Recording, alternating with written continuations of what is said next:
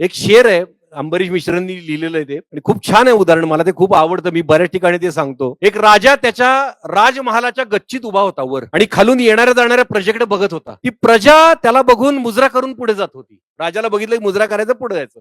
मग राजाला खूप आनंद व्हायचा की मी राजा आणि मला सगळे मुजरा करून जात आहेत. आणि एक कलंदर कलावंत, एक फाटका कलावंत असा तिकडून येत असतो. मी म्हणलं तसंच त्याच्या पाठीचा काना ताट असतो, नजरेत सत्याची धार असते. तो त्याच्याच धुंदीत आपली धुनमे येत असतो. म्हणजे त्याचा ऍटिट्यूड असा असतो की आपण म्हणतो ना, मनात होते मनभर सोने, करात आहे मुठभर माती, असा त्याचा ऍटिट्यूड होता. जरी भणंग असला तरी तो अत्यंत आत्मविश्वासाने येत असतो आणि तो राजाला काही मुजरा करत नाही. राजाला राग येतो. राजा म्हणतो, कोण आहे हा? कोण आहे हा छोटा माणूस, मला मुजरा करत नाही? मी इथं राजा उभा इथे राजमहालाच्या गच्चीवर, हा मला मुजरा करत नाही. तेव्हा तो कलावंत त्या राजाकडे बघतो आणि तो एक शेर आहे, उतरकर कस्त्रे आली से रूबरू तो आओ. कस्त्रे आली, कस्त्र म्हणजे राजमहाल, आली म्हणजे त्याचं टेरेस. उतरकर कस्त्रे आली से रूबरू तो आओ, माझ्या समोर तो ये. उतरकर कस्त्रे आली से रूबरू तो आओ, बुलंदी से हमारी ऊंचाई का अंदाजा नहीं होगा. राजा, मी तुझ्यापेक्षा उंच आहे, ते तुला कळणार नाही वरून, तू खाली माझ्या समोर ये. कलावंत हा राजापेक्षा मोठा असतो. राजाला जाब विचारण्याचा त्याला अधिकार असतो.